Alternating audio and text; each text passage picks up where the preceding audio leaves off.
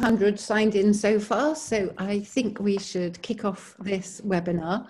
Hi everybody, my name is Bev Hurley. I'm the chair of the Institute of Economic Development, and I'm really delighted to welcome you all today to the launch of our major research project, From the Ground Up, Improving the Delivery of Social Value in Construction. Even though many of us have had to become Zoom and team experts over the last few months, for some of you, it may still be your first time using Zoom. So I'd just like you to check that you can all find the question and answer box by moving your cursor to the bottom of the screen, and you should find it there in the icons. So at any time in the next 90 minutes, you can post a question or a comment via this facility, and we'll select as many of them as possible to put to our distinguished panel for discussion later on. We are expecting around 380 participants, I think, in total. So I'm pretty sure that means we're going to have a really lively and interesting debate. We are recording the webinar, and this will be available after the session. So if you do have to drop out, you will be able to pick up the rest later, and Sarah Lynn will email everybody to give you the link. So my first thing is I really want to thank our co-authors for this project, Arup and Atkins, and our sponsors, Joseph Rowntree Foundation and Commonplace. Their massively generous support in terms of time and resource is what's made this research possible. And we've also benefited from the support of our collaborators in the project, one of whom is Useful Projects, who in parallel to the IED's work have been carrying out a very similar exercise researching social value in the infrastructure sector on behalf of the Institute of Civil Engineers. So today you're getting two for the price of one. You'll be hearing the IED findings and recommendations first, looking across the industry, and then a spotlight from Joe on the infrastructure segment.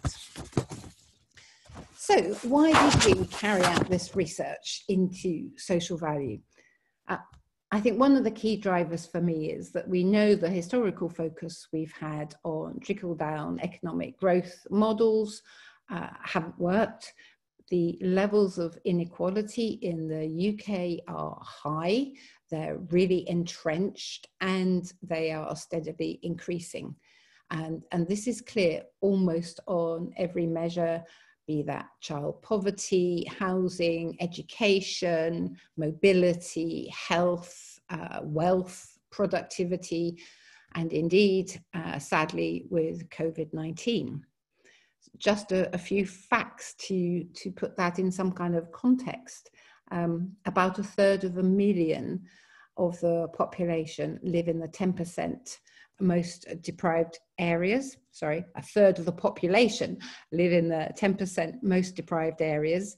And in these, what are now called left behind places, nearly 1 in 4 people suffer with a long-term illness, and their life expectancy on average is 16 years less than in our more prosperous areas. And over 1/3 of them have no formal qualifications. 4.1 million children live in families earning less than 60% of the UK median income. And our partner, Joseph Rowntree, estimates the annual cost of this poverty to the economy is 76 billion. At the other end, the top 1% of earners take 14% of the national income. So we are one of the most unequal economies in the developed world, and it's getting worse. And at the individual level, this inequality causes a massive waste of human potential. And at the macro level, it's a significant brake on our economy. So our research is sort of embedded within that very complex, challenging picture. So now we're starting to plan our post-COVID-19 recovery. We do have a pretty unique opportunity to, as they say, build back better and make a start on addressing some of these inequalities. And as both the Marmot Review and the UK 2070 Commission said, it's time for a different approach. So the Social Value Act in 2013 required public sector commissioners to consider how they could secure wider social, economic and environmental benefits from their spend. So what we aimed to do by our research was to help our IED members and the public sector more widely understand what good practice social value look like to help improve the impact of their procurement. We wanted to discover what had changed as a result of the acts, to uncover barriers and challenges, and particularly to find and share examples of innovative, replicable and scalable social value had been delivered at all stages of place-based intervention. So we chose to focus on the construction centre because of its central role in placemaking and economic development. It's a major recipient of public sector spending, and it's a hugely important sector to the UK economy as a whole, being responsible for nearly 7% of our GDP. Not only that, we're in a decade of some huge build contracts like HS2 and Hinkley Point C. And of course, we're shortly to hear of a whole load of new projects which the government wants to accelerate that are, to use that dreadful phrase, shovel ready. The estimated construction spend in this country by 2030 is already about 500 billion, and the government itself spends 284 billion a year on external suppliers. So if every one of those pounds had to deliver double or treble or tenfold the value in tangible social benefit, which was focused on making a real difference to those disadvantaged citizens and our left behind communities, we could really start transforming both individual lives and our economy. So for the IED, social value must be at the heart of our COVID-19 recovery planning and our local, regional and national strategies for tackling inequality. What we discovered was we're quite a long way from social nirvana, despite significantly increased awareness around the whole idea of social value. The challenges and barriers are significant in this sector, as they may well be in others. So we make 5 key recommendations on how they can be overcome. The opportunities and the economic imperatives for change are immediate, really compelling, and in my view, all of our responsibilities to overcome and act upon them. So here to take you through our key findings and recommendations, I'm really delighted to introduce Maria Vitali, Senior Consultant in City Economics at Arup, and Leanne Kelly, a Senior Economist in Infrastructure at Atkins, and they are going to take you through what we discovered. So Maria, over to you to start. Thank you, Bev. Well, as Bev mentioned, my name is Maria Vitali and I'm Senior Economic Consultant at Arup, and I've been working with Leanne and Bev on this piece of work with IED. And before delving into the findings, I'd like to first outline our research approach and methodology. So for this report, we took a wide definition of the construction industry, including subsectors such as infrastructure, water, buildings, transport, and energy.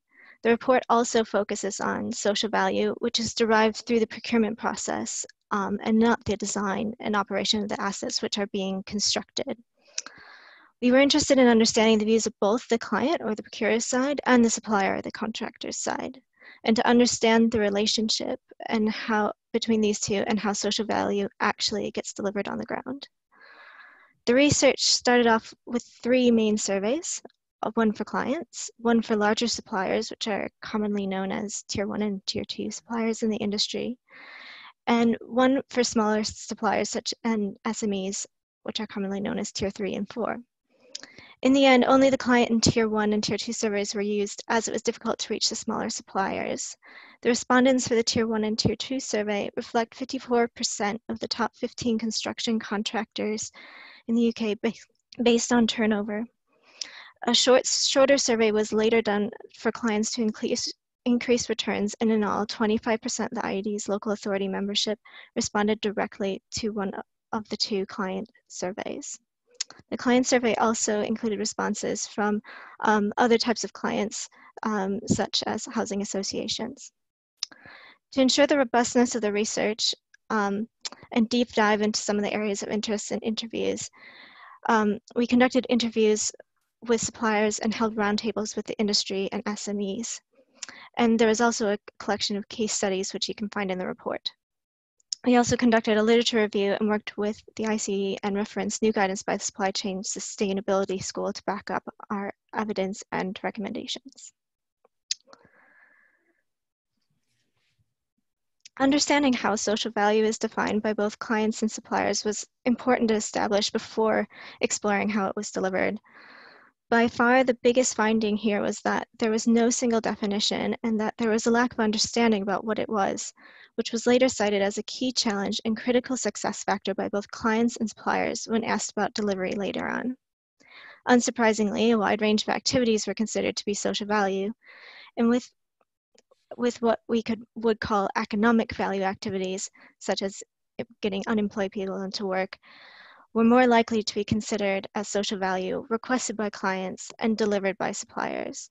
Clients and suppliers were generally aligned around what types of activities were considered social value. And these included, from sort of top to bottom, supporting previous unemployed people into work, supporting vulnerable groups into work, supporting local companies to be procurement ready, providing outreach to local schools and experience for pupils, initiatives to promote health and well-being for employees. Some of the activities considered to be social value reflect commercial self-interest or good or legalized business practices, such as diversity inclusion, paying the living wage, and training for staff in the supply chain. Social also often means local, but there are a number of issues with this, including lack of robust community engagement and alignment with local needs that doesn't happen early enough or in the process, with a lack of pre-tender engagement and consultation. There's also competitions for outputs, especially in cities and cross-border infrastructure projects, where it can be more resource efficient to use wider inputs. It also requires local supply chains and talent pools to be in place, and social value that is delivered elsewhere sometimes is discounted or not counted at all. I think a good case, we have a few case studies such as the Conswater Greenway and the London Borough of Waltham Forest Mini Holland case study project, which are highlighted in a report, and they demonstrate how early and ongoing innovative stakeholder engagement can help deliver additional value at the local level. To address the points that we've identified, we recommend that a definition of social value for the construction sector is agreed, including activities which are in scope to allow better comparisons of value. Environmental components should be separately weighted within their own category, and it is the viewpoint of the IED that good business practices be considered as a given, and that activities which are commercially beneficial to suppliers are only considered as social value if they're meeting local needs after a robust needs analysis. It is welcome news that the UK Green Building Council has already set up a task force for working on a definition, with whom we'll be liaising closely.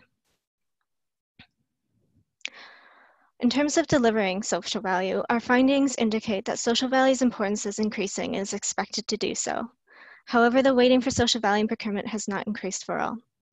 In terms of when social value is delivered, it is not consistently done across all project stages, with the focus obviously kind of being at the construction phase for construction suppliers. Suppliers feel that they often or always know how to score well on social value in procurement bids, but clients do not always have social value policy to refer to. Although not directly explored in the surveys, the interviews and the round tables revealed that often outputs are delivered, defined as by the Treasury Magenta book as what beneficiaries do with the activities provided, such as the number of apprenticeships completed, the attendance at school events, training sessions completed. But instead of outcomes, which are the measurable change resulting from the social value activities, or what demonstrates the real impact that the social value activities have.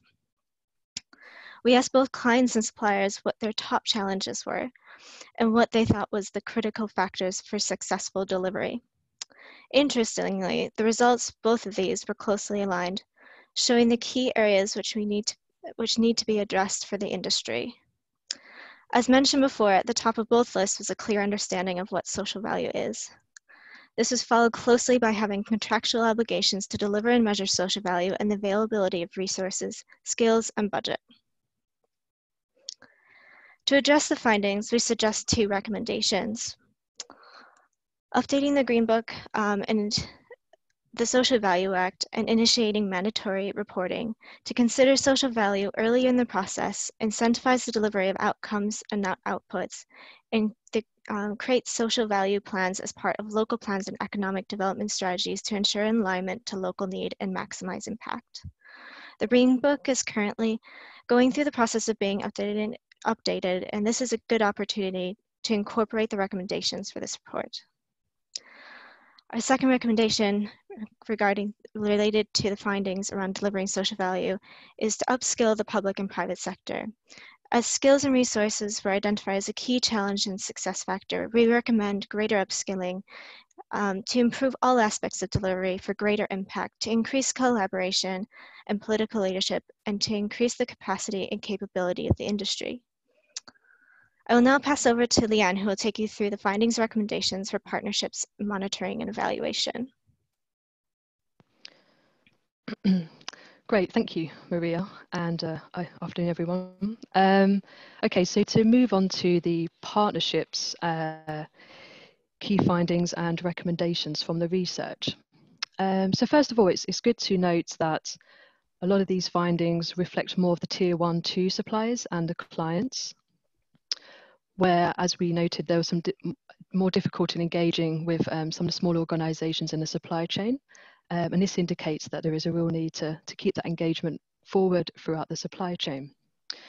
In terms of the key findings, there were many partners involved in social value delivery, and indeed almost all of the respondents reported partnering in their social value delivery.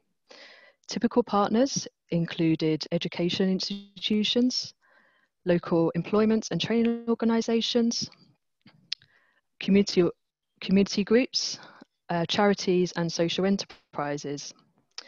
And these partners brought great value for effective delivery, bringing local knowledge and networks, bringing flexible approaches, and ensuring that contract obligations could be met. An important insight was that these partnerships are often themselves included in social value and counted, where there may be times when this more reflects commercial interest with building resilient supply chains. So this relates to an earlier finding of what activities should be brought into scope for social value and how and when these partnerships are part of that. The tier 1 and tier 2 suppliers did report supporting their supply chain. And we have some examples with training and others that have been picked up in the case studies as part of the full report. But what was recognised is that additional support is needed through the supply chain and through those smaller organisations. In particular, where there are significant barriers to their involvement. And some of those top barriers that were identified were around their procurement capability, their capacity, and where the risk of not having prompt payment was a real concern for those organisations in the supply chain. Across the partnerships, there are a number of key challenges which were noted. These are related to capacity throughout the supply chain, as well as the clarity on the roles, the specific roles in delivery. It's also recognised that there's not a level playing field for the smaller organisations, where they have regarding procurement access.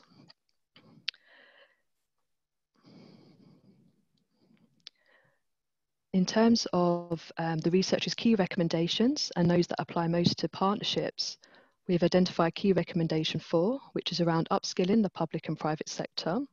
And this was noted earlier, and this is really around embedding social value throughout the project stages, and to also relate social value activities back to a local needs assessment to ensure that social value is really focused in on local priorities. And then there's key recommendation 5, which is to support and upskill SMEs and VCS organisations. It's been identified that to a longer term legacy and a positive legacy here would be to support these organisations in being prepared for and able to effectively compete for contracts. It was also identified that at a pre-tender stage, suppliers could be given information and contacts for relevant local businesses and organisations so that these can be brought on board earlier and support a co-develop approach and have more effective partnerships from an early stage of projects. In general, across the research, the need to move from a transactional and pure procurement approach towards more of a co-creation and relational approach for social value delivery has been recognised. To move on to the monitoring and evaluation aspects of the research, I think the key headline here really was that this is not done consistently across clients, across projects and across project stages, and it was rare to see contracts being enforced. It was also reported there of misalignment in what is believed to have been delivered. So some suppliers would identify that there are occasions where the social value they delivered was not recognised, and clients identified that what had been contracted was not always delivered. There are, of course, many tools and approaches available for monitoring and evaluation, and many of these were reported from the research respondents, identifying their different focuses and the different benefits of these tools and approaches.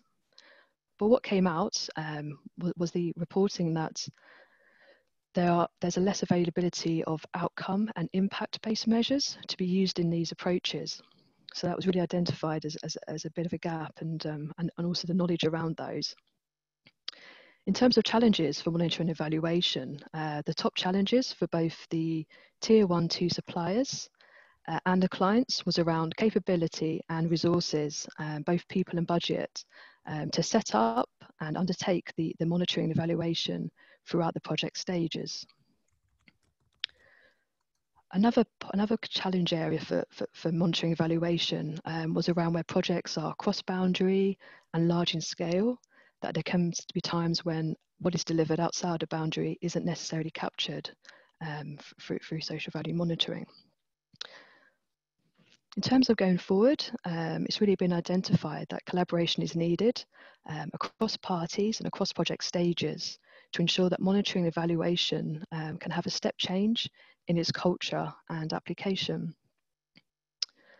As part of this, you have multi-million-pound contracts that can be won and lost on the social value activities which are identified and weighted at procurement stage.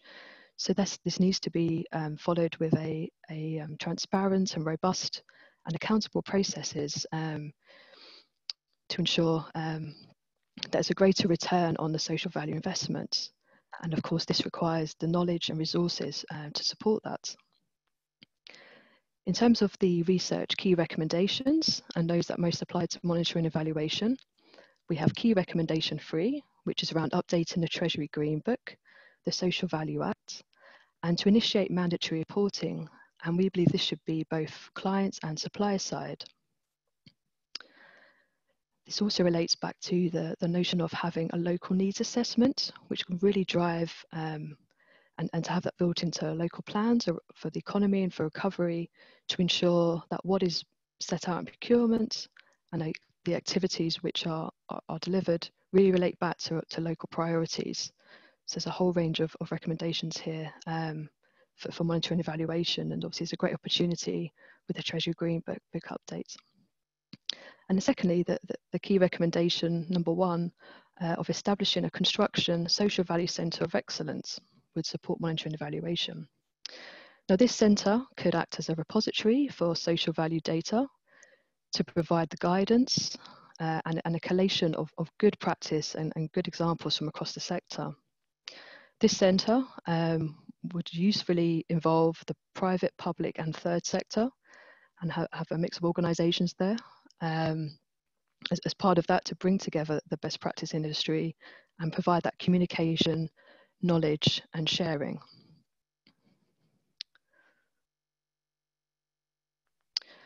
So we've talked through some of the key findings across those 5 areas. We've picked up across that where the key recommendations come into play, but just wanted to summarise those 5 key recommendations from the research here. And these are all detailed more fully in the 4 reports. So we have the definition of social value and which activities are included in scope, to establish a social value centre of excellence for the sector, to support the review of the Treasury Green Book and initiate mandatory reporting, and to support and upskill the public and private sector and SMEs and the VCS organisations.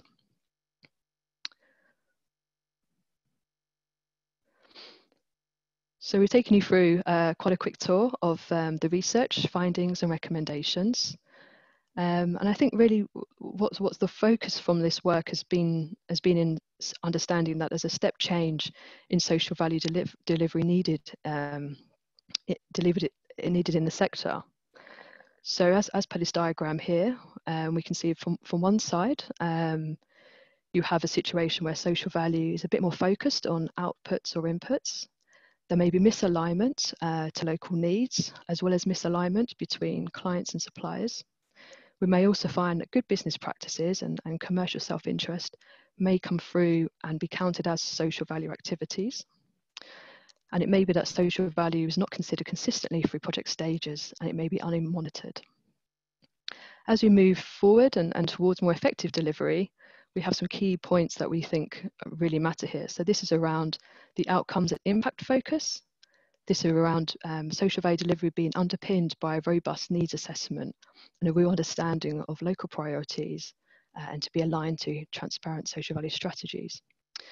It's also about social value being proportionate and clear across all project stages, with monitoring and with the dissemination of results. And on those projects which are cross-boundary, there can be greater collaboration and agreement across partners. So I hope our run through of the research has helped spur some thoughts and considerations, and we look forward to discuss and take those forward with you. But in the meantime, I'll hand back to Bev and just to say thank you on behalf of myself and Maria.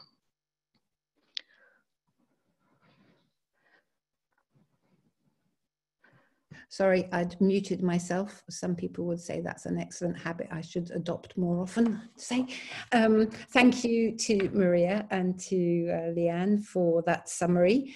I will be giving you the link to where you can find the summary, the full report and the case studies after we've had our discussion, and also a few of our next steps. Delighted to see lots of questions coming in on the Q&A, so our panel have got another 10 minutes or so to get prepared. But firstly, I'd like to welcome Joe Dobson from Useful Projects, who will present the key findings and recommendations from the ICE research looking at social value in infrastructure. Over to you, Joe. Thank you very much, Bev. So this piece of research has been undertaken in parallel along the same timescales, but what it is a deep dive review of the infrastructure sector in particular. So today I'm going to give you an overview of the key findings and recommendations arising from that. And this project was co-funded by the Institution of Civil Engineers and Useful Projects. If you're not familiar with those organisations, the ICE is the professional body for civil engineering and has more than 95,000 members and really represents the infrastructure sector. And Useful Projects is a built environment consultancy and social enterprise specialising in transformative change for the built environment, with a particular focus on social value, carbon neutrality and circular economy.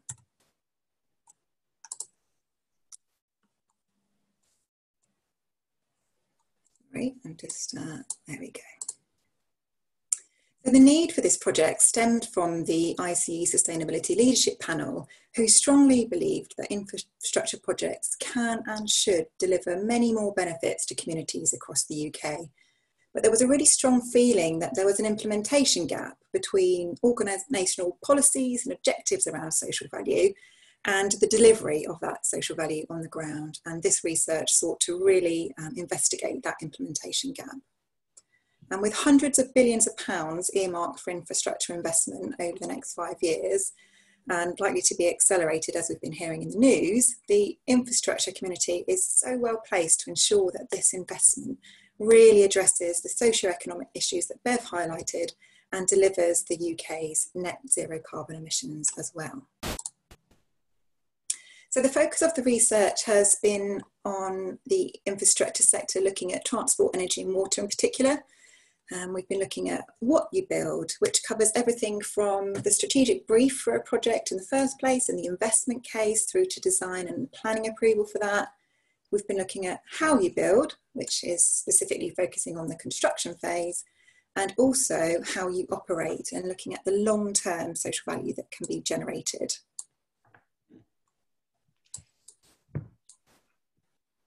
So we've taken a mixed method research approach using a survey, interviews and roundtable events hosted by the ICE and the Major Projects Association. We've been looking at understanding, looking at the level of understanding across the infrastructure sector. Do people really know what social value is and how it can be implemented? What is the current approach at both the organisational level and for projects? Looking at barriers and implementation gaps over the whole project lifecycle. Identifying some good practice case studies so we can really look at some flagship projects and understand what good looks like, and setting out really clear practical recommendations. So there are 8 key findings from the report. I'm going to highlight just a few of them here today. So it really quickly became apparent that delivering social value on infrastructure projects does have more complexity than, say, a housing project. They're often contentious, they have long timelines, many stakeholders, they can be linear in nature, crossing many geographical boundaries with different local needs and priorities. And the infrastructure sector also suffers from negative public perception and low customer satisfaction, and a feeling that infrastructure is done to people, not for people. But they're huge budgets and geographical scale do mean that the benefits are potentially very large. We looked at the barriers, and a lot of these findings completely align with the IED research, looking at lack of consistent definition and measurement, lack of knowledge and skills about how to effectively embed social value at all stages of the project lifecycle, and absence of leadership and ownership, and that's both at the corporate and project level. And interestingly, in our survey and the interviews, leadership was really identified as being paramount to delivering social value and being a big area for improvement across the industry. And only 41% of survey respondents said that board level responsibility for social value has been defined. We also had the key finding about the need for local needs analysis, local needs assessment to be undertaken. And this is to avoid social value interventions being picked from a menu of items, and making sure that it's really grounded in the specific inequalities and social and economic issues in that area. So in one area, childhood obesity and poverty might be an issue. In another area, it might be air quality. And that needs analysis can feed into a social value strategy and the strategic brief for the project.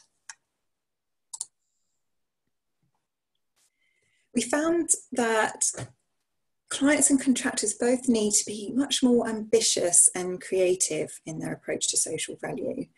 So going beyond local employment and apprenticeship targets, which are of course of absolute paramount importance, particularly at the moment, but there is much more that can be done.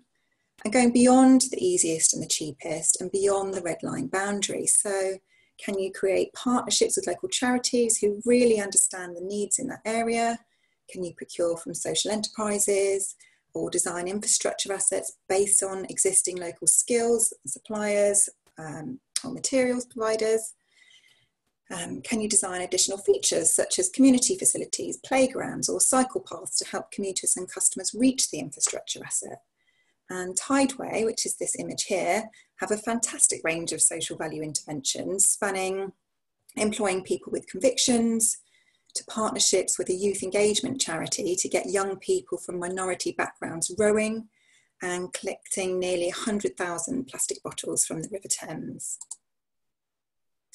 At the moment, the focus for social value is mainly during procurement and construction phases, largely because that's the focus of the Social Value Act.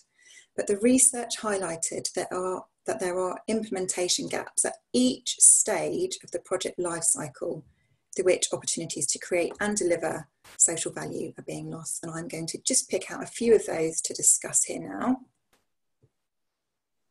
So, it came across very strongly in the research, but also in the media, that we have a lack of joined up thinking and strategic planning between major infrastructure projects across sectors and within sectors. So we need better strategic infrastructure planning to make sure that we really get the best investment and value for money and social benefit from that infrastructure, and that we get a joined up system of infrastructure planning. And as well as the ID findings on the Green Book, our research also found that there are shortcomings in the Green Book, particularly for major research, for major infrastructure projects. And the ICE is taking forward this work for infrastructure, and will be producing a policy paper on that topic. Moving on to design stage, there's a stronger need for focus on identifying opportunities for social value at design. Designing infrastructure so that it generates additional social value can really transform the fabric of local communities, enhance economies, and provide a wide range of benefits. And it can also help gain public support and enhance the long-term value of the asset. Yet, the majority of people who responded to our research said that it's included in client design briefs very poorly, and there's a severe lack of focus on the role of designers to date. And so I've been really pleased to see that the RIBA have just launched their Social Value Toolkit for Architects, which provides guidance in this area. And shifting from community consultation to co-design was also highlighted as an important step change that's required. And this is an image for some work that my organisation did on the Olympic Park, looking at how we can co-design what the future of a place and what future infrastructure might look like. Finally, on construction, poor contract management was often cited as a big issue. We often have the supply chain making fantastic commitments during tender stage, and they either don't make it into the contract, or there aren't sufficient resources to ensure those commitments are delivered. I would say that high profile projects are definitely an exception here. And there's a case study on Scape's approach to contract management in the publication, which I highly recommend that you look at. This image here is of a great ex-offender training program called Bounce Back.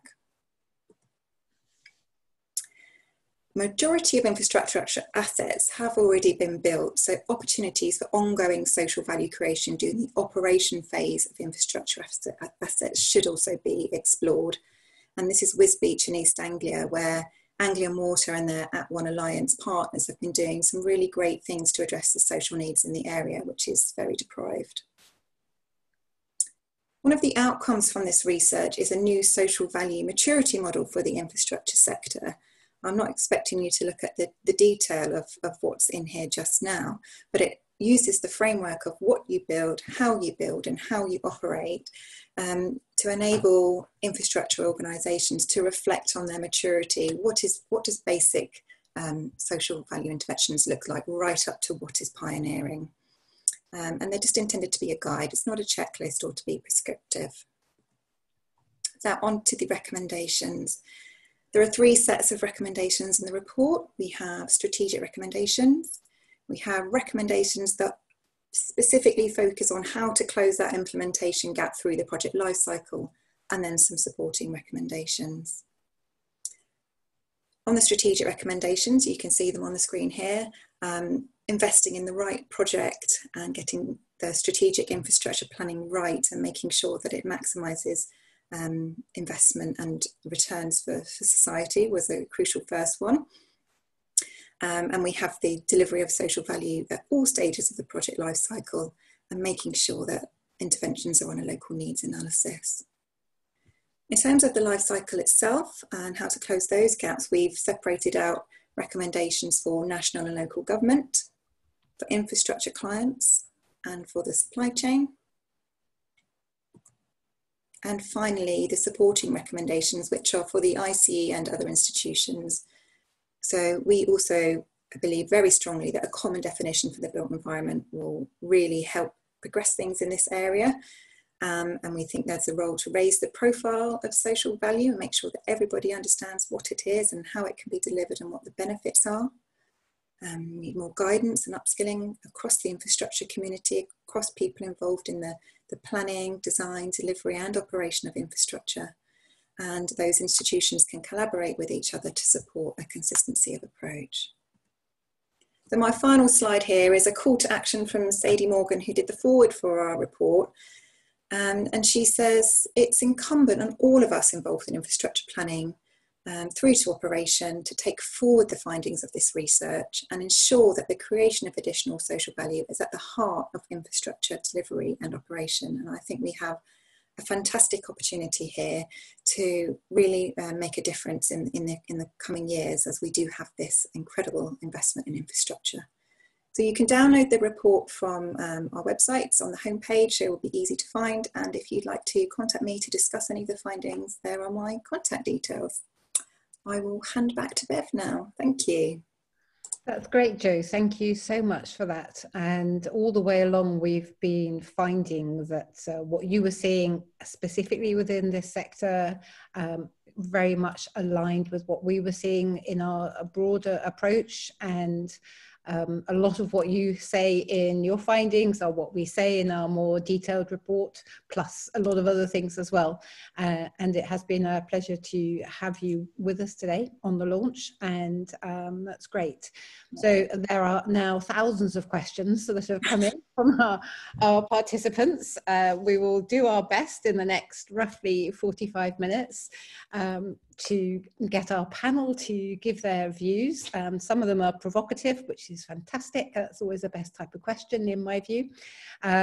We will be capturing all the questions and be following up in some way after the launch is finished with perhaps some additional comment from our panelists, from our collaborators and so on.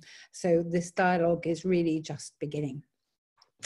So now it's time to welcome our panel and ask them to say a few words about themselves by way of introduction. First of all, Alison Ball, who is Associate Director, Sustainability at Arup. Welcome, Alison. So yeah, thank you, and hello everybody. Great presentations. So I work in sustainability. I lead a team of consultants across Arup who work in social value. We work in a range of sectors in infrastructure. I work a lot with engineers. I sit with engineers. So we work in rail, water, renewables, low carbon, retrofit, waste, nuclear. We work at all stages with clients, from project conception with investors right through to build out and then impact measurement as well. So we're very flexible, and we've worked in a wide range of infrastructure. Still learning, and these reports are fantastic to really help that. Thank you, Alison. And next we have Vicky Hutchinson, an Environment Practice Director at Atkins. Welcome to Vicky. Thanks, Bev. Thanks ever so much for inviting me along today. Yeah, I'm Director of the Environment Practice at Atkins. Been there less than a year. Before that, I was Head of Social Value at ISG. So it's a topic that's really dear to my heart, and very excited to be supporting this report and also to be, supporting the delivery of social value at Atkins. Thank you. And lastly, making up our gender balance, the sole representative, which is really unusual. I'm delighted to welcome Rob Paris, who is, it's got a long title, Head of Sustainability and Consents at Crossrail, and also a member of the ICE Sustainability Leadership Team. Welcome, Rob. Thank you, Bev. Thanks for that introduction. Good afternoon, everyone. It's a real pleasure to be here at the launch of these two reports this afternoon.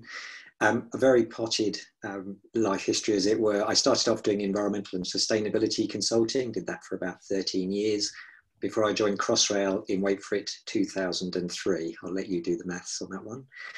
And I joined the team that was promoting the scheme through the Houses of Parliament to get the ability to actually deliver under the Crossrail Act. I co-wrote our sustainability strategy with my colleague Mark Warren, and I have been highly privileged to work with some extremely talented and motivated colleagues in delivering that strategy ever since. As Bev mentioned, I am a member of the ICE's Sustainability Leadership Team under the leadership of Davide Stronati. And as Jo mentioned earlier at the beginning of her introductory piece, we've had a large role in trying to promote social value in the industry, in the engineering industry. So it's been fascinating to listen to this. What we started off, if you think, was in 2010 when we were procuring contracts. We wrote the strategy for sustainability in 2009. So things have moved on considerably, and these reports, I think, are a really good basis to move ever further forward. Thank you. Thank you, Rob. So there's been questions on a multiplicity of topics here, and I want to start with one that I know is close to one of our sponsors, Commonplace, to their hearts, because it's all about community consultation and ensuring that social value is not done to them, which reminds me of a comment that was made at the Social Value Conference this year when somebody described social value sometimes being like an unwanted Christmas present, which you can't give back.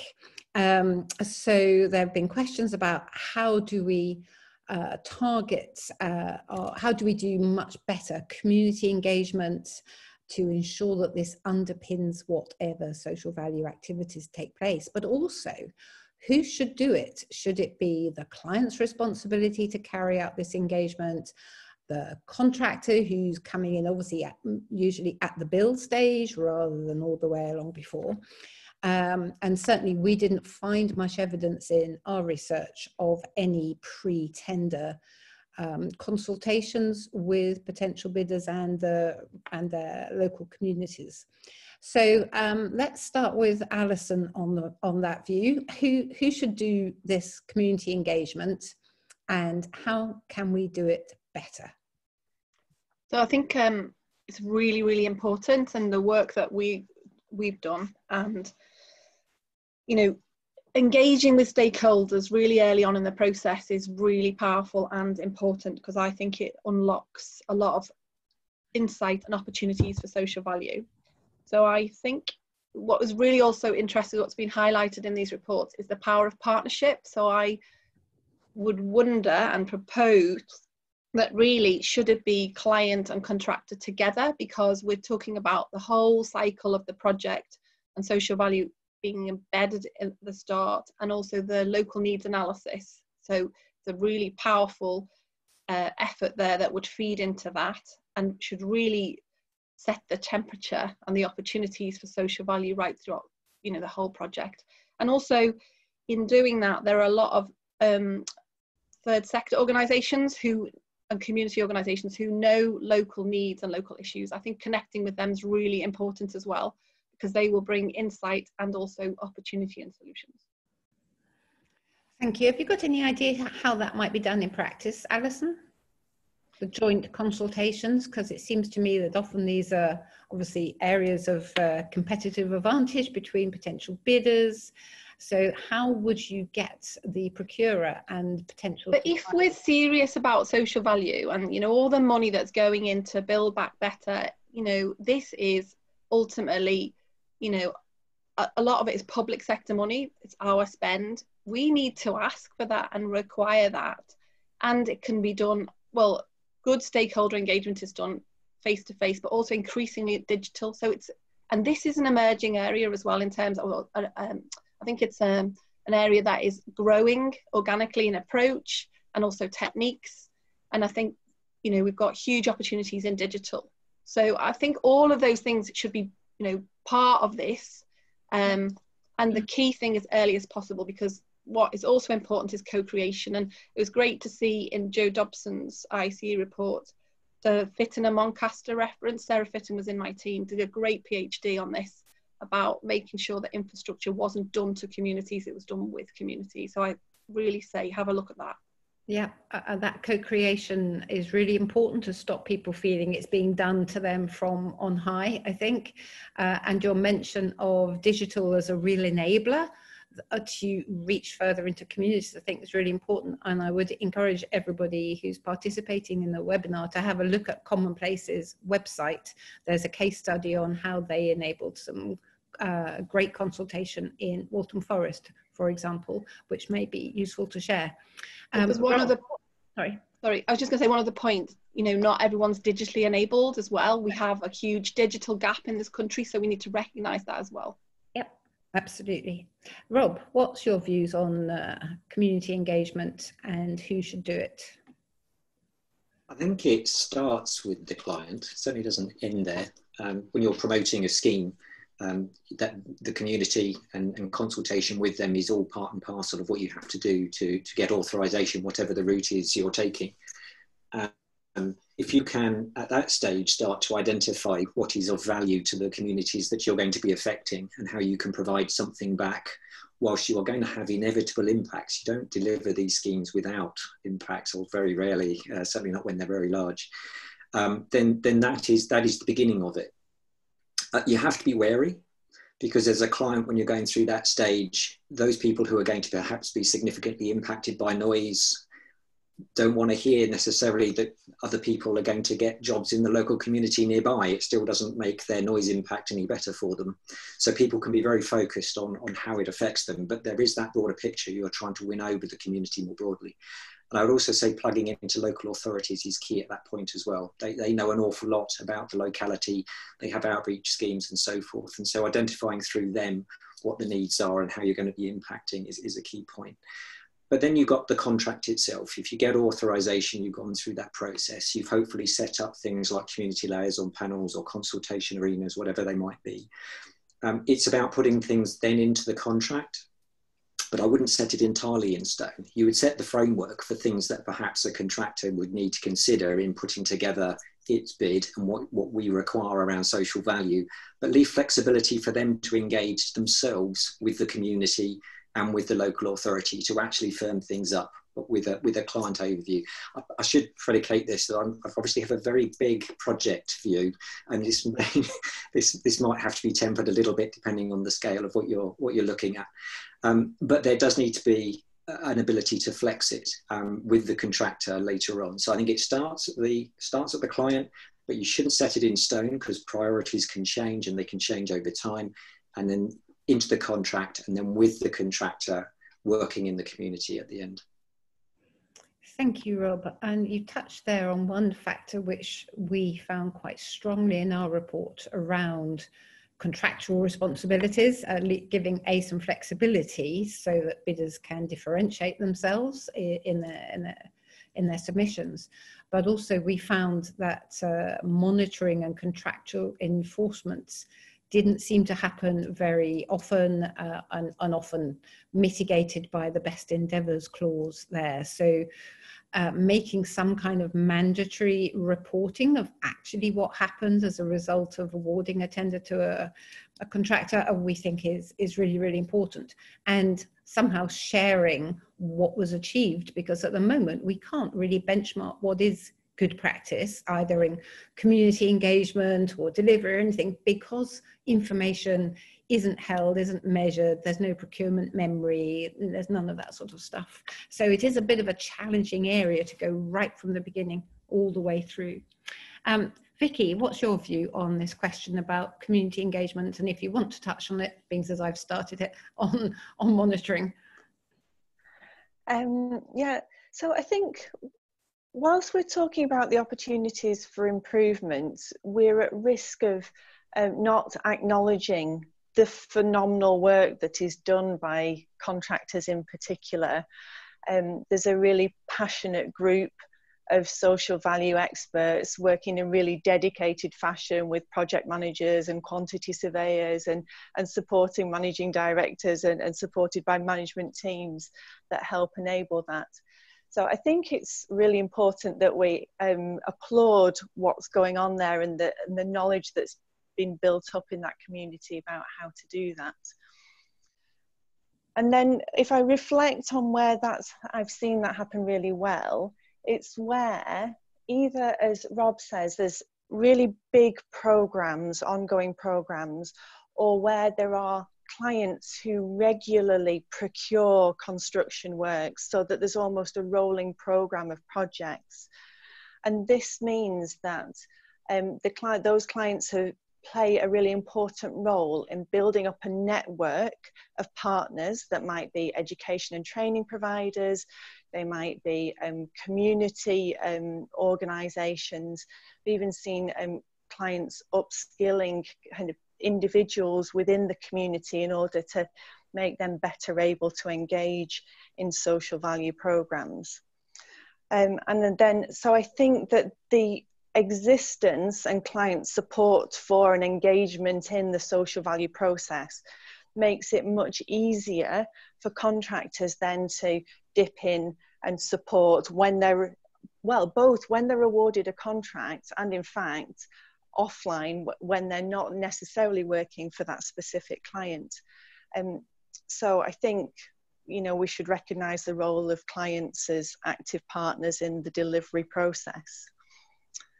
And with clients in mind, and just picking up on your point about the contract, I think one of the challenges is that clients rely on professional project managers to you know, oversee the delivery of projects and programs, but those people don't necessarily kind of go to university and learn about social value. Their focus is getting projects delivered on time, on budget. There are tight margins, there are enormous health and safety pressures. And so those people aren't necessarily well versed in how best to achieve social value and what the community needs in the process. So I think the role of the client and the people who act on their behalf is really important. Yes, and just thank you very much, Vicky. And just picking up on that, one of the questions that's been posed talks about the that contractors can sometimes find themselves as the sort of the middle in between the clients and the community, particularly if there isn't that buy-in on the you know, the client's sort of senior leadership teams, and that can be a difficult situation. So we might come back to that if there's time. But I'd like to move on to a question that's been posed around CITB, whose remit I think is changing slightly. We did engage with CITB right at the beginning of this project and asked them to be involved with us. They did come to our first forum, I think. So a couple of different aspects of this for the panel, talking about lots of frameworks and guidelines that are around for measuring it and monetizing it, and the CITB own as well, and both ourselves and Joe found that this multiplicity of tools was actually part, we think, of the problem. So one question was asked is, how do we get a more creative approach to the delivery of social value in smaller contracts, say less than 5 million? And is it worth asking CITB to treat social value training for contractors, possibly within and out with the supply chain, as eligible for grant funding? Do the panel think that's a good idea? And generally, what does the panel view on the tools? You know, we probably came across 10 different types, different frameworks, different industry frameworks. It's just a very, very fragmented and messy picture on that side of things. Let's start with Rob. Well, there was quite a lot of questions in there. That was a bit steep. I scribbled 3 down. So the first one I picked up was about innovative ideas of getting social value into small contracts. And point taken, as I say, it's easier for someone like me talking on a multi-billion-pound project with these things, but how do you get into small contracts? We did a presentation, the IC did a presentation on social value about a year to 18 months ago, and someone asked a similar-ish question. My response, at least my personal view, is that you can't do everything if you're a small contract. If it is small money, you can only do what you can do. So I think it's all about, again, I come back to when the project is framed, when it's authorised and you know what it's going to be, it's up to the procurer of that, the client, to identify, working with the communities and the local authorities, what is of value, and setting that out. And if that's quite limited, like scoping down a set of SQL questions, if you're familiar with the SQL award scheme, if it's scoping that down to a few key things, that's fine.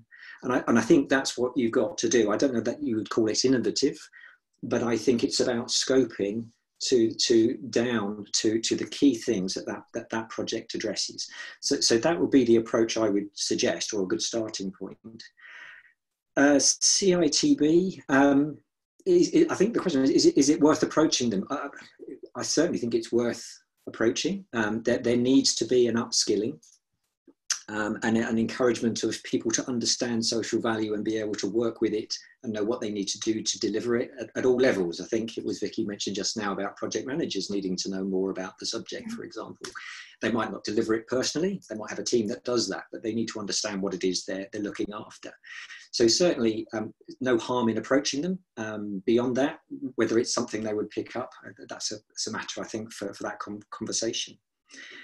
And then multiplicity of tools, yeah, that can be a problem. I still think, especially if you look at the 2 reports that we're just talking about today, social value is an emerging and evolving beast. And I think that at the beginning of that, you are bound to have a multiplicity of tools. And you do need to scope down at some point to key ways of measuring things, of what the set of tools are you going to use. Even if that's a framework, take environmental statements, if I was to use that as an example.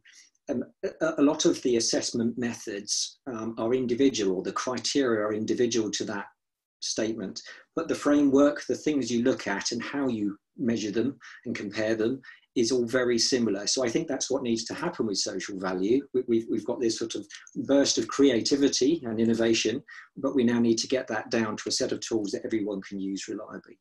So I think that's okay. So you're going to be Father Christmas then? One set of agreed tools nationally. Okay, Alison, quick view from you. I want to try and get in 2 more questions after this, please. On mute. Mic'd, that's it. Oh, so you can hear me, right? Yeah. So I think creativity comes from more understanding and insight, and I think you will get that from talking to stakeholders. And on smaller projects, that could be local community organisations, what matters to them. They will probably be doing really interesting things on clever budgets, and and they will understand what matters and what is important locally. So I'd talk to them. And also, as was said, also Rob said, what is possible. I definitely think yes on the suggestion that is on CITB and training. It's already been mentioned in both reports. That's really, really important. And on tools, yes, there's a plethora of them. some are industry specific, and so some are more appropriate than others. I think at the moment people have to wade through them, which isn't good. We need some examples of where they've been applied, and the, you know, case studies of saying, well, these fit with here, these fit with here. We need more of that. Yeah, I mean, you wanted a quick answer, so there you go. Well, only because I want to get some more questions out, that's all. Vicky, any disagreement with what's been said from you, or some new thoughts to add to that mix? Well, let's just comment on that kind of the challenge of small contracts. So I think that really contractors being in and out, very few people on site. You know, there is much more limited scope. I think one of the sad things is that things like schools have been devalued because maybe people have. I think we're having a problem hearing you, Vicky. Are you okay?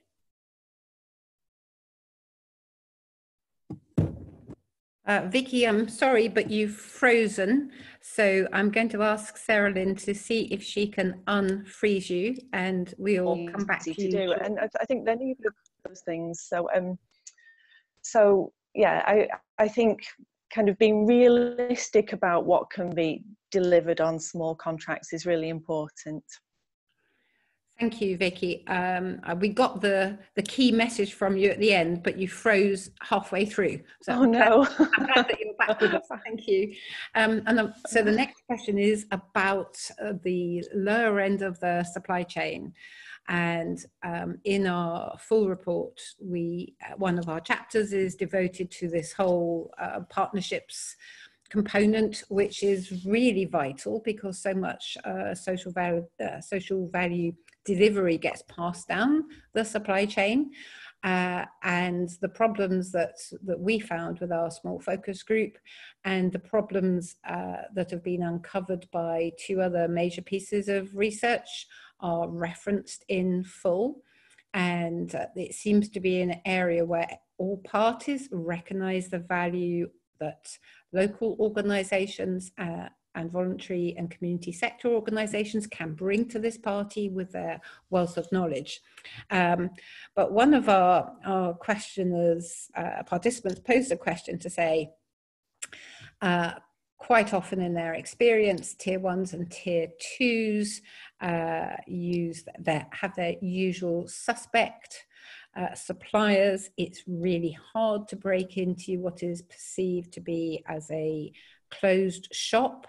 SMEs are fundamental to it. How can we increase their capacity and capability, so SMEs and VCS, to become more resilient, to become better partners, to leave a richer local legacy? How can we open up supply chains at the bottom end? And how can we deal with the challenges of prompt payment, which a lot of our SMEs at the round table said this is by far and away the most worrying thing for them. So Vicky, being as you are back in full flow here, I'd like to start with you on this question of how can we improve the performance of social value activity at the bottom end of the supply chain, and that engagement piece? Well, I think there's been some really good work done that's been about capacity building and supporting supply chain. And by this, I don't mean kind of supplier days whereby small companies meet big companies and just broker those links, but kind of where tier one contractors have held workshops for smaller companies in the supply chain and help them understand, you know, the requirements that will stand them in good stead to bid for work in future. And often, you know, those sorts of events do have good results, but they're not necessarily felt for maybe 6 months, a year, or 18 months down the line. Does that cover the question? I can't remember jump whether in? there was a second part.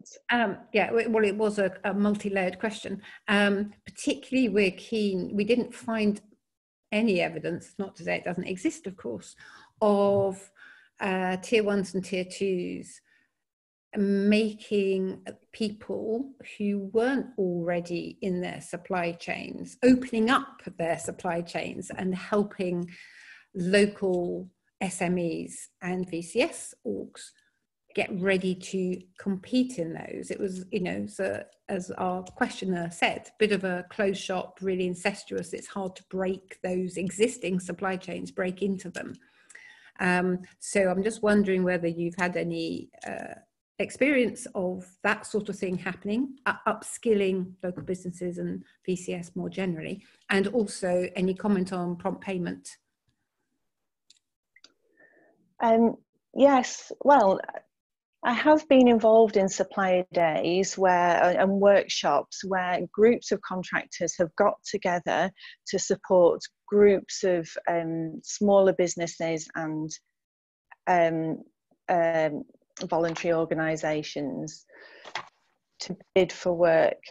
I think the challenge is that they often, you know, it can take a long time for small businesses to build up their capacity, but I have seen some really phenomenal success stories. For example, I remember a company in Darwin that became a really specialist supplier of plaster to work on grade 2 listed town halls in the north.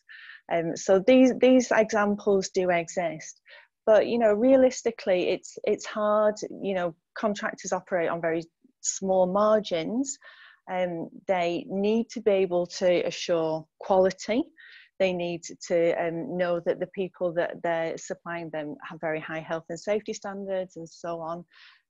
So it does take some time for small businesses to build up the confidence, the track record, the qualifications and the capacity to be able to deliver to tier 1 suppliers. That is without doubt true, but it doesn't mean to say that it can't and doesn't happen. And the issue with prompt payment, I think often, dare I say it, stems with clients who don't necessarily pay promptly, and that issue then rolls downhill. So I'll let somebody else pick up from there. We're treading in potentially dodgy waters here. Alison, come in on this one. Okay, so we've just done some work with the UK AEA nuclear fusion programme. So they're about to spend £400 million on setting up a research facility. They're really keen on social value in their supply chain. So we worked with them, and from the top, on the procurement side, they were really keen to understand what social value was and put it into practice right from the top on the procurement all the way down. So a lot of the things that Vicky's already mentioned, they're adopting, but they also set out, we worked with them to set KPIs and targets, because they were so committed that, you know, as I said, they don't know where this facility is going to be, but when they do know, they are really, really putting at the heart of their thinking the SME and the voluntary sector, and commitment to really understanding and valuing that supply chain as well, because they know in doing that, it's going to bring so much more added value. So it was a strategic decision that was then embedded throughout the whole process, and a commitment.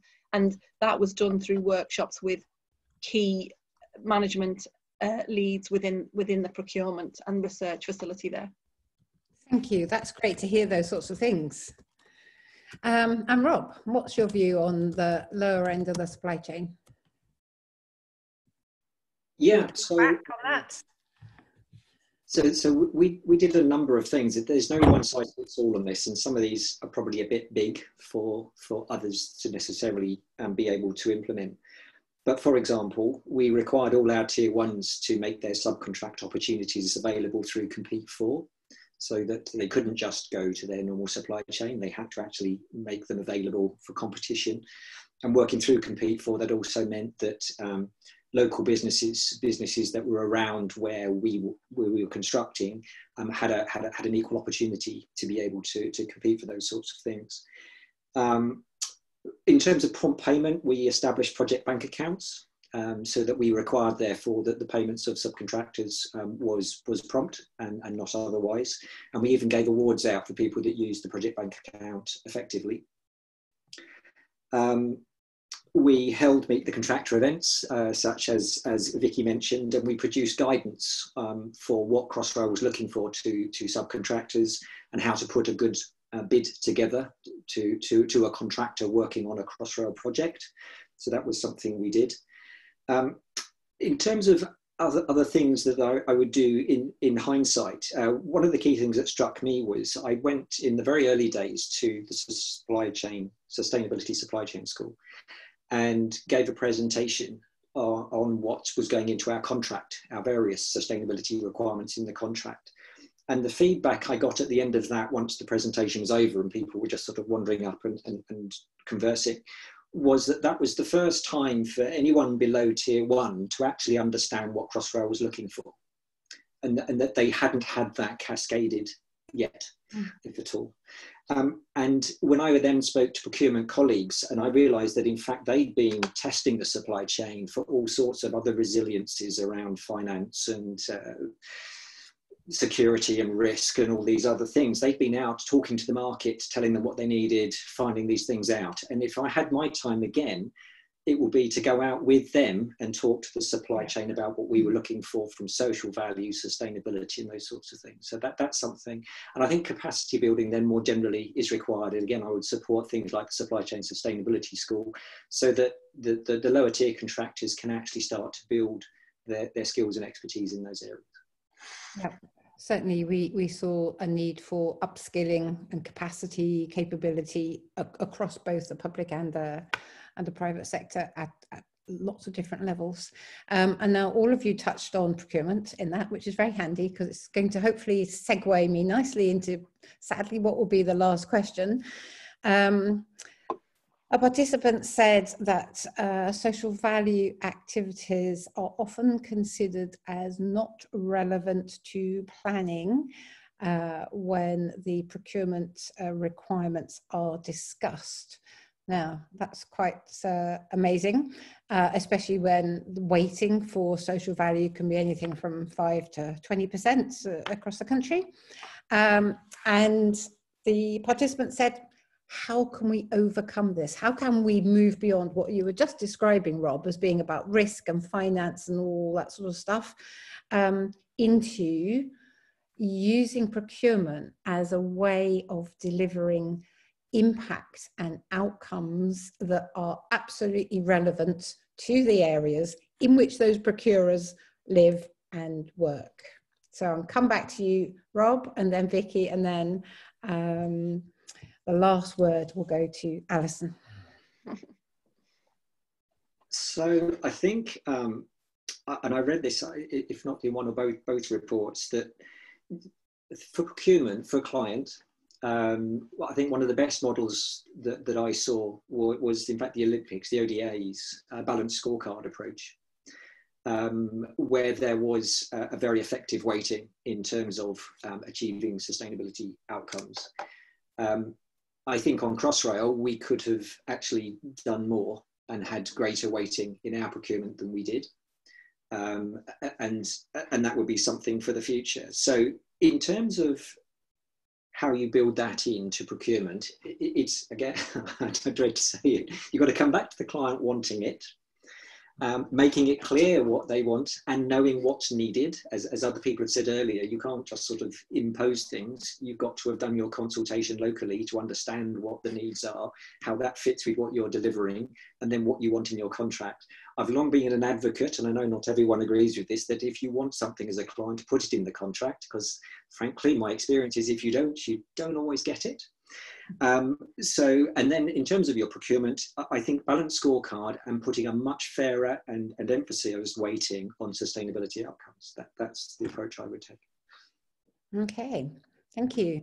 Vicky, would you like to unmute yourself and give us your thoughts on this issue about how we can really get procurement teams behind social value.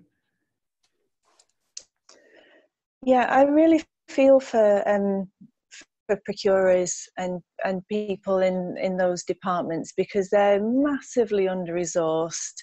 You know, there've been huge cutbacks, and it's a new area that it's hard to upskill in, and also hard for procurers to get the feedback loop. So I don't think that people in procurement departments necessarily ever find out what happened on the contracts that they procured. So I think there's an opportunity there. I think, you know, what Rob says is absolutely right. Knowing what you want and asking for it is really key. And I think that one of the challenges that we've ended up in is that procurers, because of that lack of resource, are having to rely on some tools and pieces of software that are out there in order to help quantify what is being sent to them by contractors and consultants alike. And there's this tendency now for people to identify where the bucks are, essentially, in terms of social value impact in the community, and then follow the money and commit to things which will generate what looks like the biggest value, monetary value in the community, rather than necessarily what's achievable on the contract and or what the community needs. So yeah, I think there's a fantastic role for the IED, the Institute of Corporate Responsibility and Sustainability, the Supply Chain School, and all these organisations to provide support for procurers and to help them in their journey. It seems to me, and I don't know whether this is fair, but the legal beagles, the planners and the procurers seem to be a little bit sort of detached from the front end, what happens on site. You talked about feedback loops, Vicky, so I can understand that, you know, maybe it passes into the skills team or the Econ Dev team or the regen team, and actually what happens on the ground, either in terms of outputs or impacts, sometimes may not kind of feed back. But clearly, if we're going to change things, we have to also have some activities on that side of things. So over to you, Vicky. Sorry, Alison. So I think we should look to what the Cabinet Office is doing. Sam Butler over there, Samantha Butler, presented at a Social Value UK conference last September and talked about a change management programme she's putting in for government spend, training 3,500 civil servants in procurement and social value. Now she's now moved sideways and she has a team, and I know who that team is because Bev and I have been talking about it, but I think we should get them to show some leadership and share with us what's happening and why can't they join up with all the institutions we've been talking about today, because there's going to be big government spend. It's a really important issue. It's in the Act. Procurement drives all of this. We want to be wider than procurement, but let's see what they're doing and bring them into the conversations as well, because there's some big numbers and big learning there. And also, you know, professional development for procurement people as well. They must be ambitious and want, people care about this issue. Let them do something on it and learn more about it. That's absolutely true. There's a great deal of passion and motivation and enthusiasm on the ground around all of us doing better. And I think in the last 3 months, we've absolutely seen that in spades, both with businesses and individuals helping those who need help. And that's been, you know, one of the few blessings, I think, from COVID, is to see that enormous spirit that we have in this country. And I think if we can overcome some of these sort of silos and barriers and be more collaborative, then that has got to be the way forward. Well, thank you all very much for your perspectives on that. There are lots of questions I'm sorry that we haven't been able to answer, but I just want to ask Leanne to give you the link to the IED report. Leanne, can you share your slides again, or Maria, whichever one of you has got them under control? Is that okay? There we go. That was now, how smooth was that?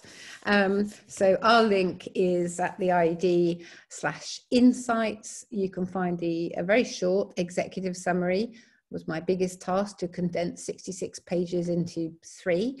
And Maria and Leanne kept whipping me until I did it.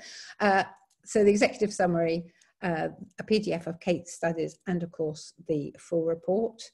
And because I'm a great believer in not just doing something and leaving it sit on the shelf, we've already started taking some next steps and opening some conversations, like Alison just mentioned.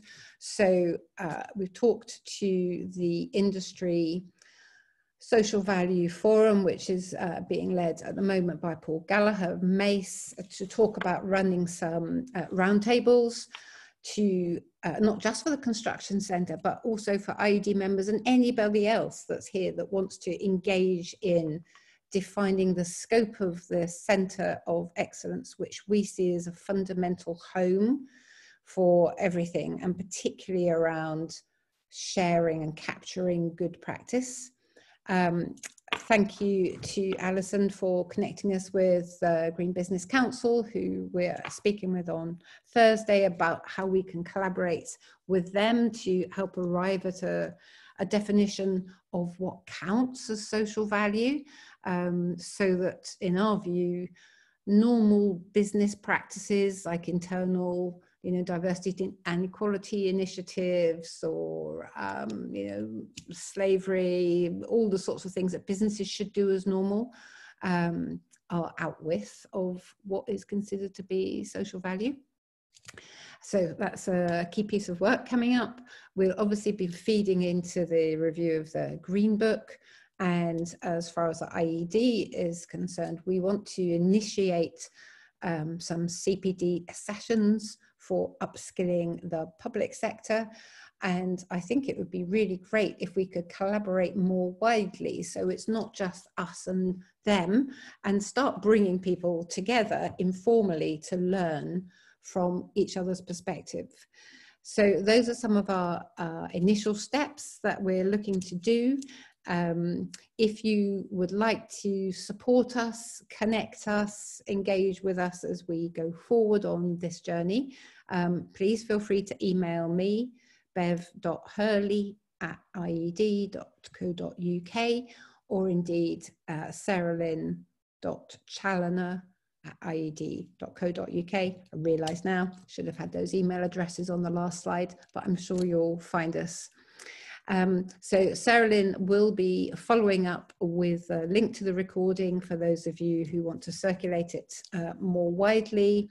We'll keep you informed of our next steps. Join us on socials, on our newsletter, if you're not already a member of IED. We would really welcome your involvement in this. So last but not least, thank you again to our presenters, Joe, Leanne and Maria. Did a great job, thank you. To our panelists, Rob, Vicky and Alison, really appreciate your contribution to the debate.